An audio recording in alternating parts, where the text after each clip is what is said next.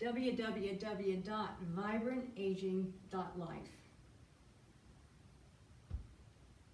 Several years ago, 10 to be exact, well, maybe 8, I had posted a video that I made to help you with lengthening and stretching.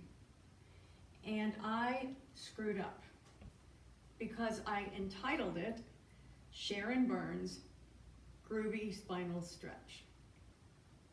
And back then, we thought it was all about stretching. We now know more, and many of us are in the bracket of over 55 and beyond. We have to be careful about stretching, especially if you have osteoporosis, osteopenia, or various disc disorders. So I'm going to do an update, and this is about lengthening before stretching and lengthening before building strength. To further explain or give you an example, this stretch band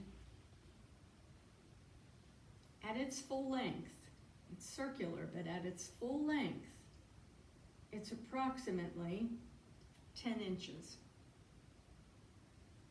If I begin to stretch this, I can get it to be about 14 to 16 inches. What we're looking for is to first find our length before stretching. So let's find a surface that you can place your hands on. At the studio I have bars, but I really recommend pressing on top of something. My feet are about hip distance apart, and I'm going to find neutral first.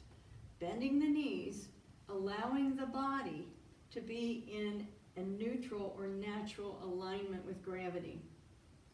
I have a little hollow at the base of my spine and a little valley between the shoulder blades. I'm going to ease my way back, and if this is the first one of the day, this might feel just fine. And I want to keep length in my spine, step it back in, take a standing back bend. And I want my head to stay in line with my upper back, not look up at the ceiling. Then I'm going to do that again, just lengthening back. Maybe now I'm a little more warmed up. I can go back a little further and have that feel nice. And I'm going to walk in a second time. I'm going to lengthen upward. And on the third one, I might find just a little more length, taking my feet back just a little bit further, keeping the bend in my knees, lengthening backward, allowing my head to come right between my arms, eyes looking down at the floor, breathing naturally. Bend the knees, slowly bring that in. Lengthen the thoracic spine, the rib cage, the upper back. And that's a safe place to stay. Get to the point where this feels very good. You're going to feel perhaps like you have more length, that you can reach things easier. There's one thing I'd like to point out. If you have a shoulder problem, it's not a real good idea to have your hand and arm as high as your shoulders. So you would want to go with something a little bit lower.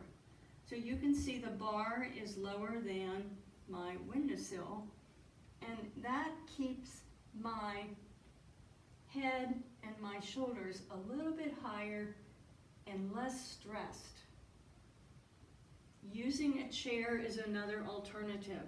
You can put your hands over the chair if you don't care to step back so far.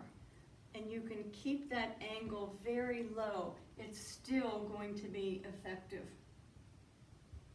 I hope this has been helpful. I'll follow this up with the second part, which is adding some traction, And then I'll follow that up with the third part, when we swivel our hip toward the shoulder.